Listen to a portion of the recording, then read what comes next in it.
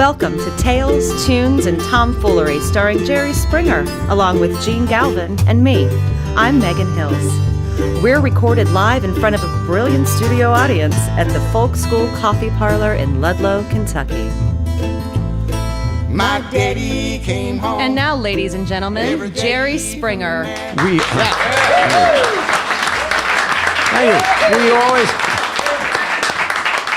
You always say a brilliant studio audience. I do. They are brilliant. They're here listening to you. They're here. How brilliant could they be? Yeah. Maybe you're taking a day off. No, thanks for coming. I love the environment of. I mean, honestly, that's the most fun part about doing this. Yep. Is being here at Folk School Coffee Parlor. Yep. The most fun part is not being here with Megan and me. It's, I mean, I like the Folk School Coffee With Parlor. Megan? Well, yeah, here, yeah. That's fair. And you that's always fair. come along. No, that's fair. Do you have nothing to do? I have nothing to do. I take the When he gets Ludlow off the City bus. bus comes right down the street, and I Yeah. come off the hill and jump on. I saw one of those things. Yeah. What do you call it? A bus? A bus. bus, I yeah. saw it. Yeah. Yeah. A lot of people go on. A lot of regular people, normal people get Yeah. on those and go to Do they their take turns destinations. driving it? How No, does no, that there's work? a paid driver. It's a whole deal, Jerry. Everybody pays a little bit of money, blah, blah, blah, blah. Okay. But anyway, hey, recently, and we record these ahead of time and all of Yes. that, but it wasn't long ago there was the holiday of Memorial Day. Oh, right. It made me think of something. It made me think that you and I, who graduated from high school the same year, although you were in New York, I was down in Cincinnati, and we went off to college. We had friends who faced military service. It was the early part of the Vietnam War, but Yep. the war was happening when we were in college, and then you went to law school. I went to graduate school. And it made me think to ask you, because I want to say to you first off, thank you for your service. I was in the Army Reserves. I was in the Oh, JAG were you Corps. really? No, I really was. And the Jaguar, You yeah. can't believe. I cannot I believe did. that. They shaved my head and everything, and I was in the Army Reserve. It was No a kidding. lawyer's unit, a JAG unit, and but I was assigned after going through basic training, which was no fun. How did you do in boot camp? Oh, you sweat. No, but anyway, boot camp was, for someone like me, it was really tough. But anyway, I went through boot camp. But then I was assigned to Sharonville, Ohio. Well, even before you go to Sharonville, when you did boot camp, Okay, I know what you're referring to. Yeah. Did the how'd you do with the? Because look, The boot I didn't camp go didn't through work out military, well for me. But there are drill instructors. There are people who make a man of you. So did the drill Sergeant instructors- Hunt. Did he I'll never like- forget him. Did he like Honestly, you? he's right off of the posters, with the Smokey the Bear hat and all that. Okay, so I went to law school first. Out of college, I graduated Northwestern, and then I was opposed to the war. So I announced the Vietnam War. the Vietnam War. Yeah. So I just was new here in Cincinnati. It was 1969. I decided that I was going to run. I was 25, so I was old enough suddenly to run for the United States Congress as an anti-war candidate. So I entered the Democratic primary. And of course, no one knew who I was. I was this kid from New York who went to law school in Chicago, but I just arrived in Cincinnati. But there was a fella on the western half of Cincinnati in Hamilton County named Don Clancy, who was a longtime congressman. But back then, we were referred to as hawks and doves. And he was on the Armed Services Committee, and he was really a hawk. So I decided to get an apartment on the west side of town, which was his district, because I knew I wasn't going to get elected to go to Congress, but I wanted to protest the war. So I wanted to find someone who was really a hawk. So I entered the Democratic primary. He's on the Armed Services Committee. I announced for Congress on November 25th, 1969. On November 28th, I was at Fort Knox. I had been called up in the interim. Wow. Now, I'm not saying he had anything to do with that, but good Lord. So here I am. Dude had power. Oh my gosh. And it was scary. Now, I was, 25, so I was older than anyone, because all the rest of the guys, and it was guys back then in the boot camp, they were all 18, right out of high school. Here I was, because I had gone to law school in the interim, whatever, in college. So I was much older. And here, 3 days later, I give this speech about getting out of Vietnam, and now I'm being hauled off on a bus downtown Cincinnati that took me to Fort Knox. I bet that drill instructor hated your sorry ass. Oh, well, he didn't yet know. No one knew I was running for Congress. I wasn't going to tell them. Yeah. And frankly, I was frightened. So we get there. Now, it is freezing cold, because this is the end of November, and it was just numbingly cold down in Fort Knox. So you get there, they shave your head, take all your clothing, whatever that, and then there's a meeting, where you all are there, and then they want to find out all about you. There are 250 guys in a company, and we're all sitting on the floor there in our T-shirts, freezing to death. I'm shivering. I said, this cannot be. This is horrible. I'm a pampered guy. I don't do outdoors well. Now, he says, okay, to fill out the forms, how many of you graduated high school? About half of them did. How many have been to college? Only 3 guys. Whoa. Out of the 250 had even been to college. How many graduated? And raise your hand, And how many graduated college? So I raised my hand. Now I'm the only one. Oh, my. How many went beyond college? So you're just making friends. So all now, over the place. now even the other guys are pissed at me. So now the sergeant comes up. Einstein. Okay, I tell you what, Einstein, you're in charge of the Christmas show. I swear to God, I'm not making this up. Because this was November 28th, and there would be, you get a 2-week Christmas leave, if you're in the States. So December 16th, we were going to have the Christmas show. Now, they didn't know I was Jewish or anything, but I was in charge of the Christmas show. So, anyway, we go through basic training, the drill. You're up at 4 in the morning. It's, look, on a serious note, the poor guys that went over and had a fight and die, so what am I complaining about? But anyway, that's the point. So there I am. Now, it's the day of the Christmas show.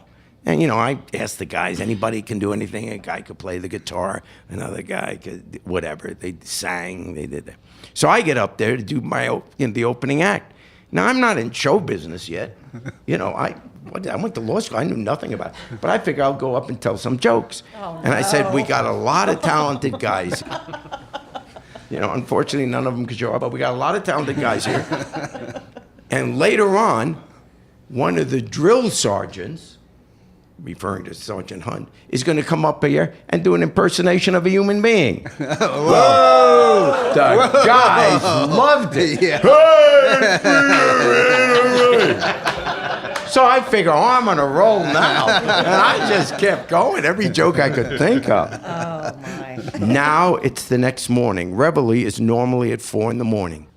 It seemed earlier when the bugle blew, and it was like 3:15, and you have literally a minute and a half to get downstairs, outside, and line up in front of the barracks.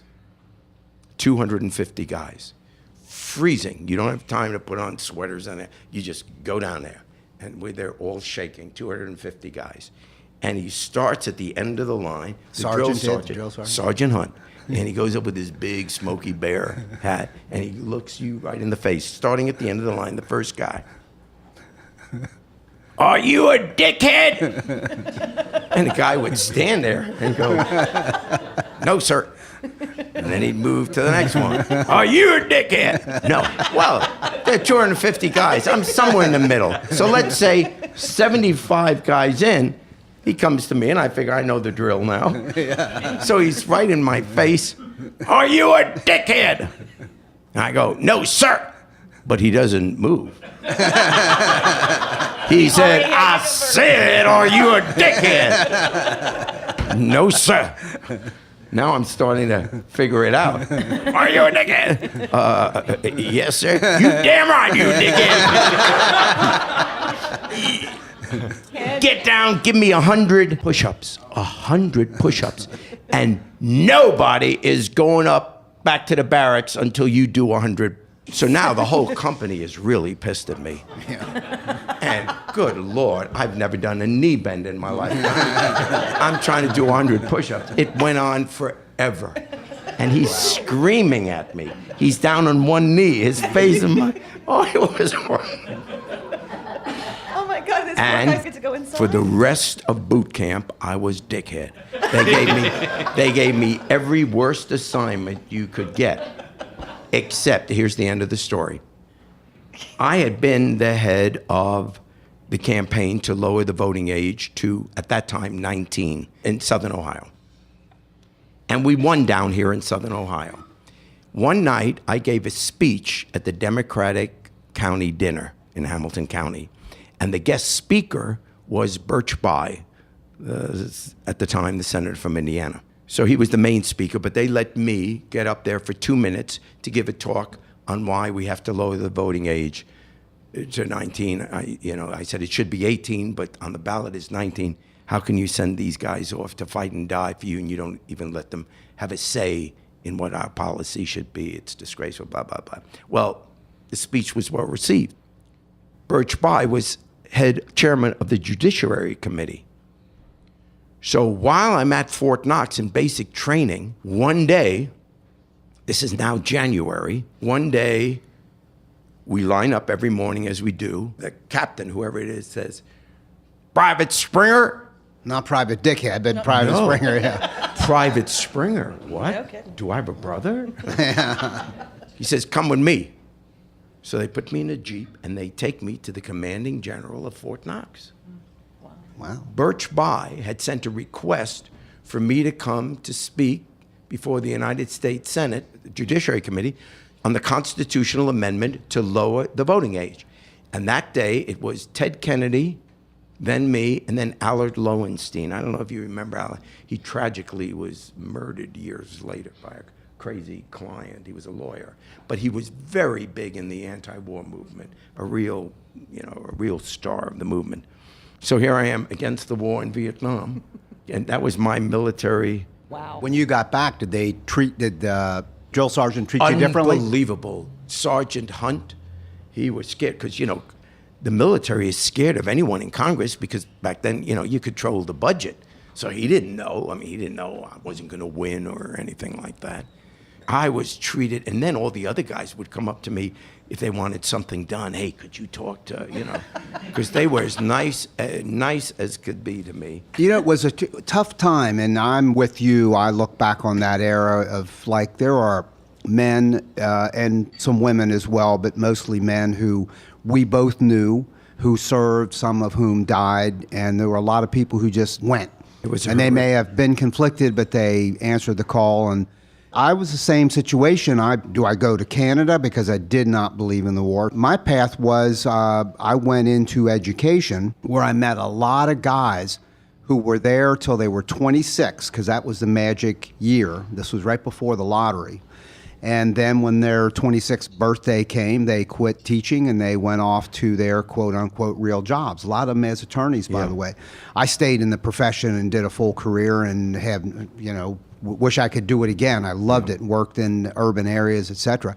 But you could do daisy chaining, as we called it back then. It was a kind of slick method of draft dodging where you would go from, I had so many deferments, occupational, student, graduate school, Vista, occupational again, I never in had education. that. Right out of law school, I became 1A.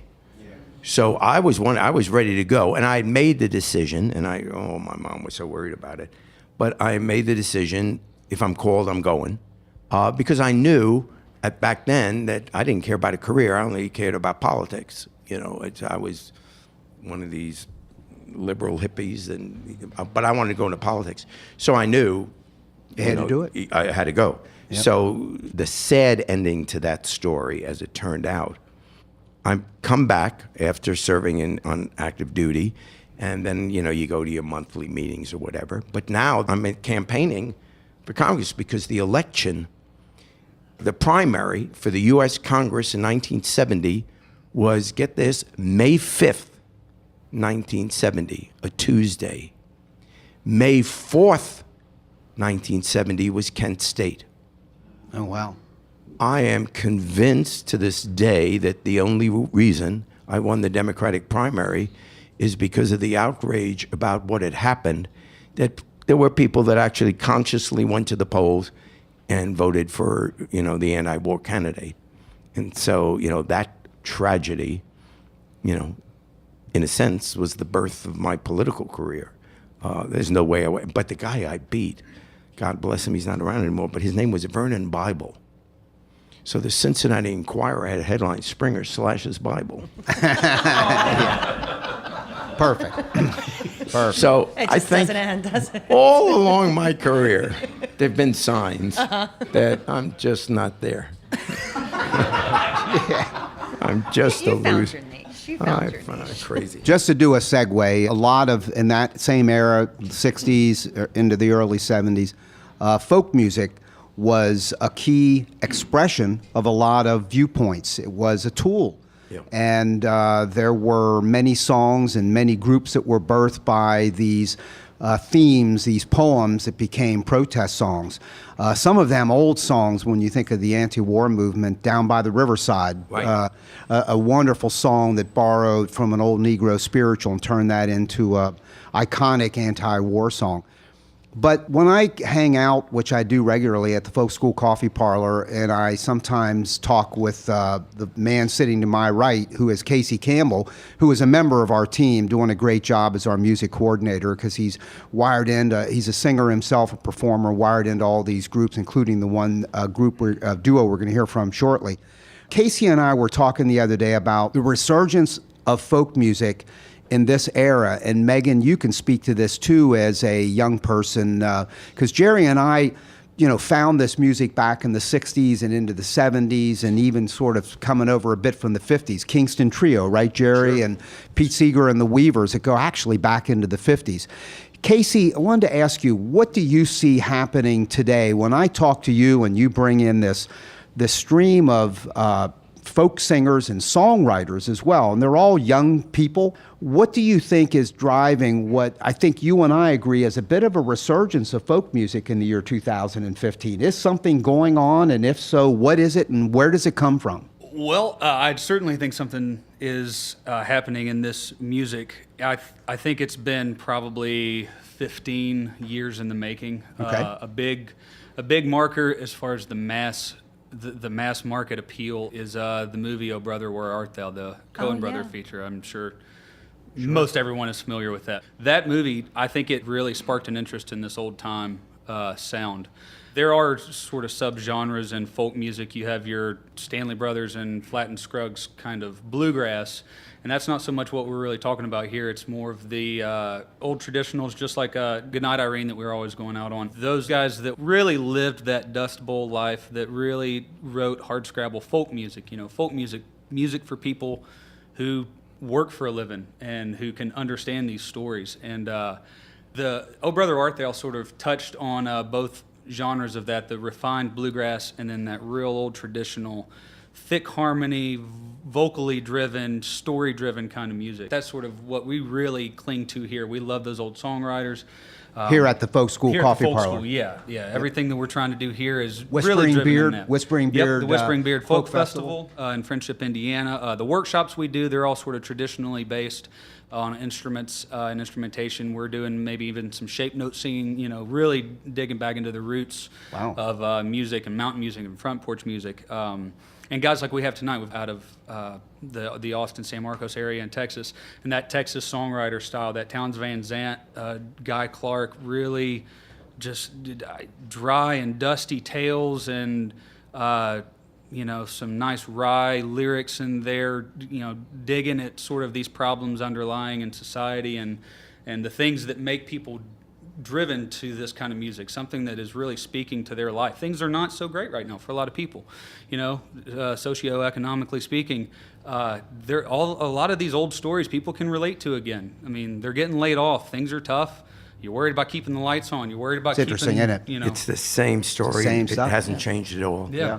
And there's two aspects to it. There's the sound of it, which you were just speaking to, and then there are the stories, the themes. And you're Absolutely. saying the themes connect to socioeconomic times. And Jerry, you've spoken about that a bunch, income disparities, et cetera. Where would you say, Casey, because I think there are some hotbeds of this kind of music. You and I have talked about Greater Cincinnati, Northern Kentucky is legit one of those Certainly. hotspots. I absolutely agree. Lots of quality groups coming out of here. And then wouldn't Austin, Texas, San Marcos, that whole area be another spot? Would Asheville be another spot? Yeah, Asheville's really been hip to that scene for a good while. I'm trying to think of some of the cities sort of along the Jalopy way. Theater up in Brooklyn would be a Brooklyn, spot, wouldn't it? St. Louis has the St. Louis School of Folk Music. Chicago, of course, the Old Town School of Folk. The greater Chicago area, we know a lot of people up that way now. Bloomington, Indiana, rather, and Illinois, and a lot of these urban areas. I think some of the guys out of Cincinnati, the Tillers, who you've featured on an episode prior. A lot of those guys. All across the country are sort of these post-punk guys. They're coming out of punk music, harder, really hard-driven music. And I've talked to a couple of those guys, and I think some of the draw of folk music and the real traditional stuff is sort of a devolution of music in general. Anybody who listens to pop radio can understand how much computer-driven the music is these days. It's very polished. It's manufactured. Cardboard box kind of music. Yep. And talking to Aaron Guile of the Tillers, the bass player, we were talking one day, and they started in this grungy music, which is kind of minimal on its own. Punk is really about expression, and as the music kind of evolves and your tastes evolve, and so the whole genre just keeps feeding itself back to this really, I don't want to say primitive, but something very traditional about the sound, the emotion, just that stomp your foot and say something kind of music, And it's just it's very authentic. And Gene and I have talked about this a number of times. I have no background in this music at all whatsoever. I like pop. I always have. And I always say the crappier the pop, the better. Yeah. But this has, the feeling of it is just, it's so real. And there's nothing manufactured about it. So it's been so cool to listen and learn. I all come this from stuff. Perry Como. Well, hey, there's nothing wrong. I wanted to sing like Nat King Cole when I was a kid. Yeah. I came from my dad. My dad brought me up on oldies from Roy Orbison through the Statler Brothers, early country, and I discovered jazz on my own, and then I slowly fed myself back to banjos. Until the recent era of when it's so commercial, the music was not because you wanted something, to go to the prom with. It reflected what was going on in people's lives.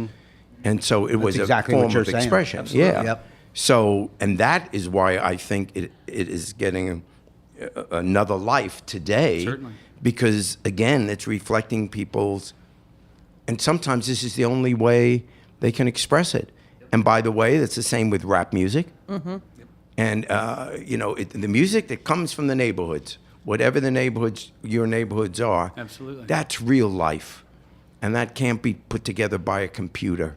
And that's what the soul is here. You know what the being in cool this thing place. is, Jerry, when you and I talked first about doing a podcast, and then we kind of got into this idea, let's add an element of music, and we said, let's just do the kind of music we like, which is folk music, and we were thinking back to the stuff we knew as kids. And then we found that the folk music we're doing, which you and I love as much as anybody in this room every time we do it, they're all young people, all doing their versions They're just of like things. us. There's no, listen, we just reach across this cultural chasm. Yeah. It's spectacular. You're totally right. And we didn't exactly predict that, but that's No. a credit to Casey because he's the one wired into all those groups. First of all, thanks, yes. Casey, for your words.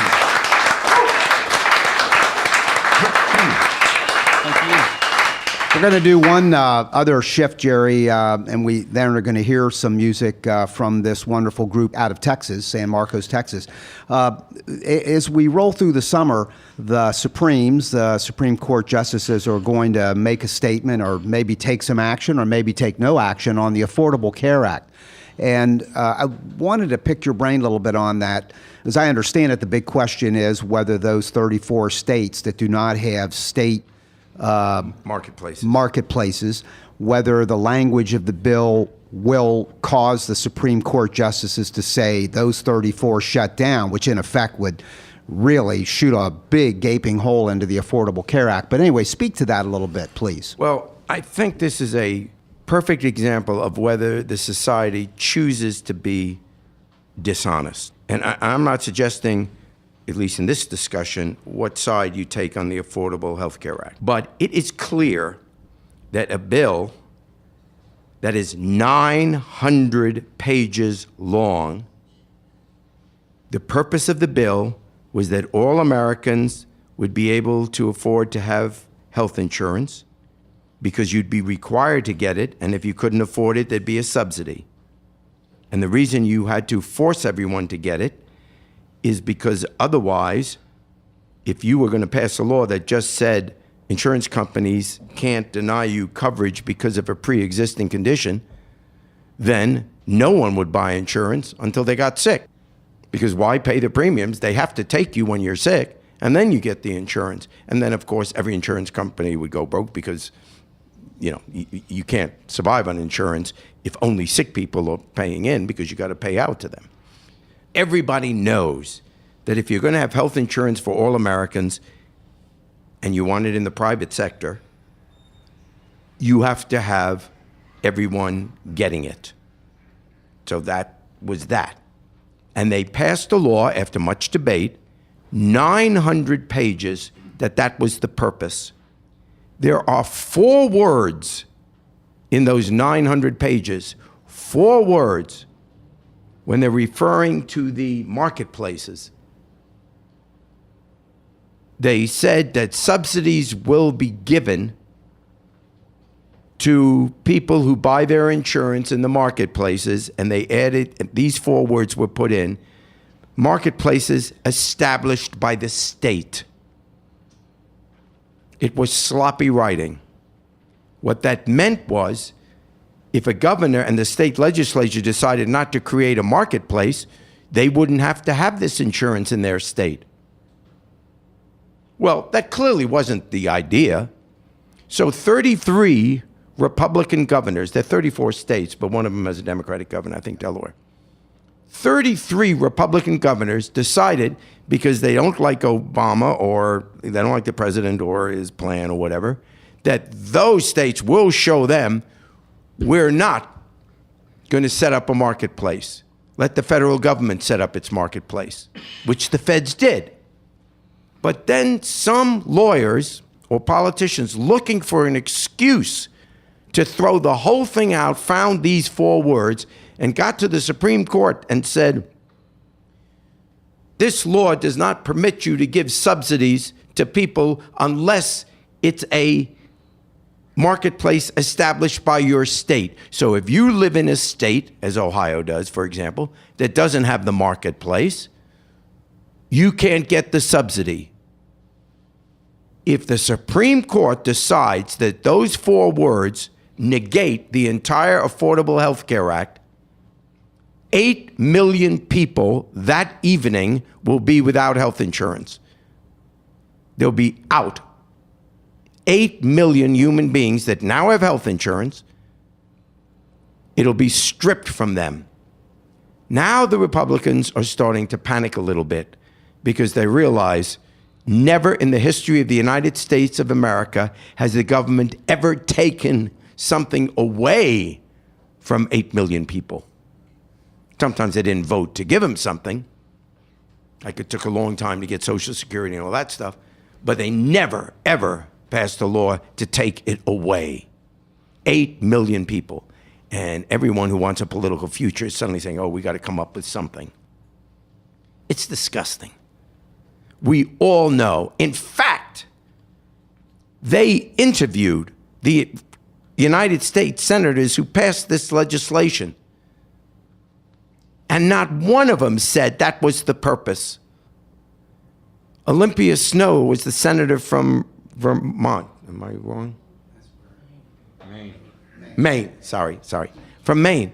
She said it was never, she said, I didn't vote for it, but it was never the intention that those 4 words should stop people in those states from having health insurance.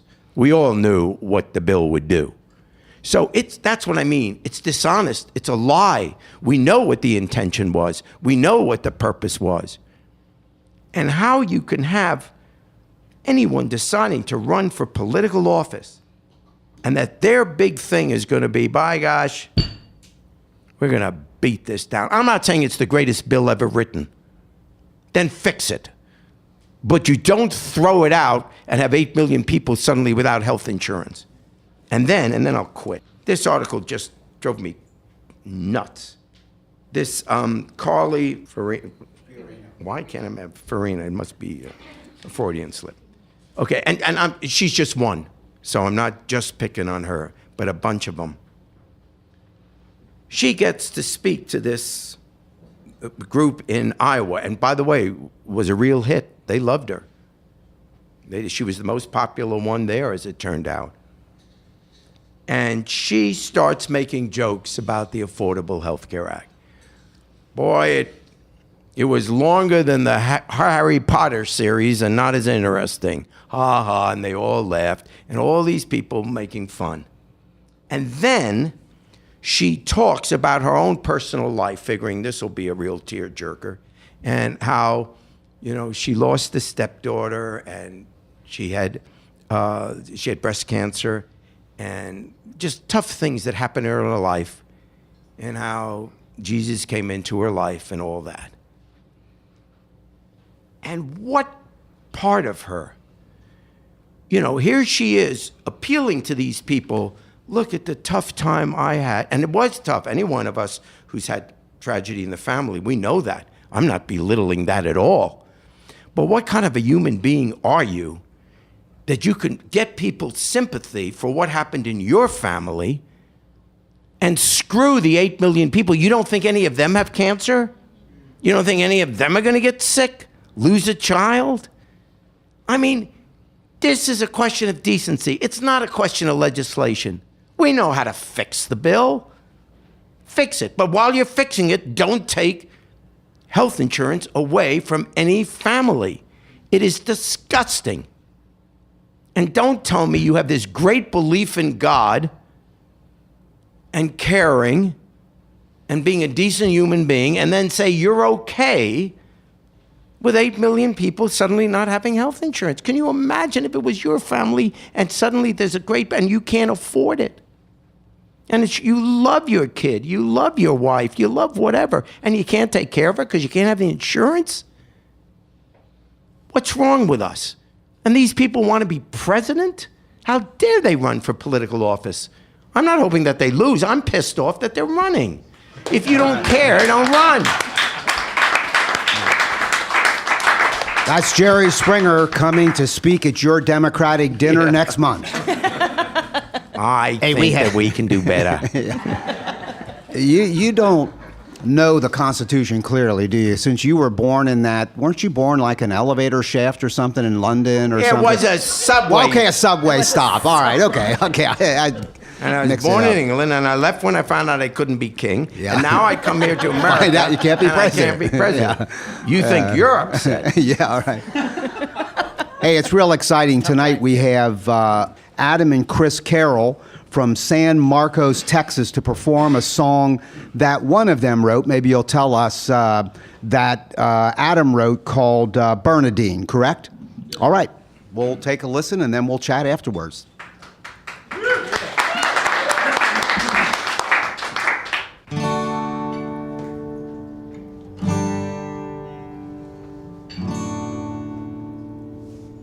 Well, I hit my stride in Louisiana, where it's hard to tell the daytime from the night. I placed my bets, I saw the faces of the winners and the losers in the lights. I dragged my nets off the widow maker, up 3 weeks' pay, got a motel key. New Orleans sure found a winner, off a low-rent, run-down Gulf Coast loser like me. Am I the worst you've seen, Bernadine? Cast a little of your loving down my way. dies from turning cold. Make my hard times shine like gold. Shed a little mercy, Bernadine.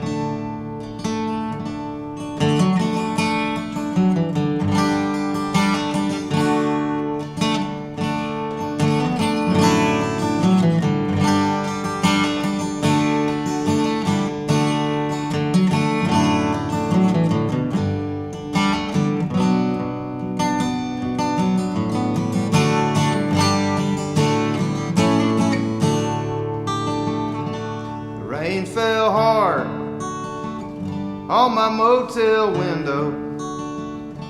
The night gave in along the Pontchartrain. Ran with little Joe, lost all my money. I got whiskey and salt water running in my veins. St. Bernadine, please don't forsake me. You gonna help me find my way. If these hard times don't overtake me, I'm gonna cast my nets into Galveston Bay. Am I the worst you've seen? Hey, Bernadine, cast a little of your loving down my way. Keep these dies from turning cold. Make my hard times shine like gold. Shed a little mercy, Bernadine. Am I the worst you've seen? Hey, Bernadine, cast a little of your loving down my way. Keep these dies from turning cold. Make my hard times shine like gold. Shed a little mercy, Bernadine. Shed a little mercy, Bernadine.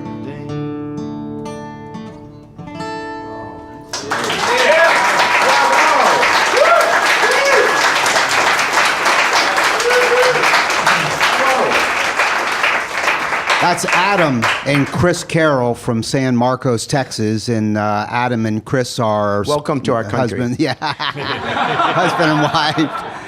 And by the way, they perform separately as well as together. And Adam's latest album is "Let It Choose You," and Chris's latest album is "Trouble in Time." And you did Bernadine. Can you tell us a little bit about what's the backstory on that song? It's a great song, by the way. Great. Thank you. Well, I wrote that song with a guy named Michael O'Connor, who's actually been to the folk school as well, and he's from Corpus Christi, Texas, and so Michael talks a lot about growing up on the Gulf Coast, and so we wrote that song about a South Texas fisherman going gambling in Louisiana, which happens quite a bit, and That's where I know you're from. But Michael and I found out that Saint Bernadine is actually the patron saint of compulsive gamblers. That's interesting. So and I think other things too, like chest pains. Yeah, it's interesting how they cross those over. Yeah, I guess. Yeah. So now, are you guys out? You're out touring. That's why you're here. I know you performed here at the Folk School Coffee Parlor on Sunday, as I recall. Yes, sir. But are you both full-time performers and songwriters and entertainers? We are. Adam, imported me from Canada. You mentioned Canada. Yeah. So I am allowed to stay here. The Homeland Security said it's okay. So, Yes, great. And then he said I could get in the car and go with him and travel around and play music. At first, I wasn't allowed to sing unless everyone was having fun because I was on a pleasure visa, which meant I was allowed to work here. But now you can be miserable and listen to me sing. And these guys, thank you for the Folk School Coffee Parlor and everyone here that has helped us come to Good. Cincinnati and Kentucky area to play. And be part of this. Like it's really neat. You know, I got to put a shout out to Ian and Lynette Matthew who came. They drove all the way from Cincinnati to come to an Adam Carroll show in Corpus Christi. Wow. Wow. That's dedication, and now that's why we're here. So isn't that neat? You know? It is. And that's what's going on with this community of music. It is. I'm glad you mentioned that, Chris, because that's all part of what's happening with this genre. There's something going on, and it's got just a great vibe to it. And this place where we record this is part of that vibe and that sort of that spirit that you just described. It's wonderful. We're hoping you guys know Irene Goodnight, and if you do, if you would take us out on that, and Jerry will sing a verse. Thank you for having us here today. You are very welcome. Yeah, it's wonderful. Irene, good night. Irene, good night. You've been listening to Tales, Tunes, and Tomfoolery, sponsored by the Folk School Coffee Parlor in Ludlow, Kentucky. Thanks to Patrick Kennedy for writing our opening song, and to you for listening. Hope to see y'all again real soon. Stop gambling. Stop rambling. Stop staying out late at night. Go home to your wife and your family. Sit down by the fireside light. Irene, good night. Irene, good night. Good night, Irene. Good night, Irene. I'll see you in my dreams. Sometimes I live in the country. Sometimes I live in town. Sometimes I take a great notion to jump into the river and drown. Irene, good night. Irene, good night. Good night, Irene. Good night, Irene. I'll see